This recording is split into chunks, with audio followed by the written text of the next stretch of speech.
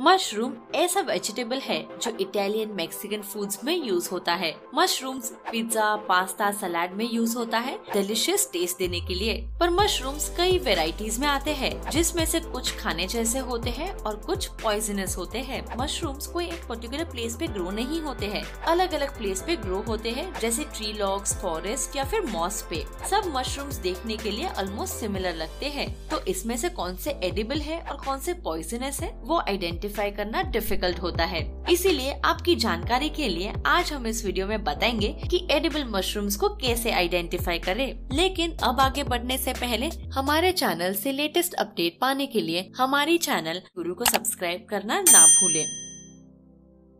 Mushrooms को कैसे identify करें उसके तरीके देखेंगे। मशरूम्स में व्हाइट गिल्स हो तो वो मशरूम ना ले। जिस मशरूम के गिल्स ब्राउन या टैन हो ऐसे मशरूम्स ले। मशरूम सिलेक्ट करते वक्त देखे कि उसकी कैप रेड कलर की ना हो, क्योंकि रेड मशरूम्स पॉइजनस होते हैं। मशरूम के कैप का कलर ब्राउन या टैन हो तो ही वो खाने के लिए सेफ होते हैं। मशरूम के कैप पे स्केली स्पॉट्स या पैचेस ना हो वो भी देख लेते वक्त, क्योंकि ये scaly spots, patches poisonous mushrooms में कॉमन होता है। मशरूम कैप के नीचे स्टेम भी चेक करें। अगर उसमें टिश्यू के रिंग्स हैं, तो ऐसे मशरूम्स ना ले, क्योंकि ये मशरूम्स पॉइजनस होते हैं। अगर आप मशरूम के बारे में श्योर नहीं है कि कौन से एडिबल है और कौन से पॉइजनस है, तो किसी को पूछ ले जो एक्सपीरियंस्ड हो मशरूम आइडेंटिफाई करने में। तो ये थी मशरूम से रिलेटेड इन्फॉर्मेशन और एडिबल मशरूम कैसे आइडेंटिफाई करें उसके टिप्स। तो आपके इस वीडियो पे क्या व्यूज है वो हमें कमेंट में जरूर बताइए। और अगर आपको हमारा ये वीडियो पसंद आया होगा तो इसे लाइक, शेयर और सब्सक्राइब जरूर करें। और अगले वीडियो तक के लिए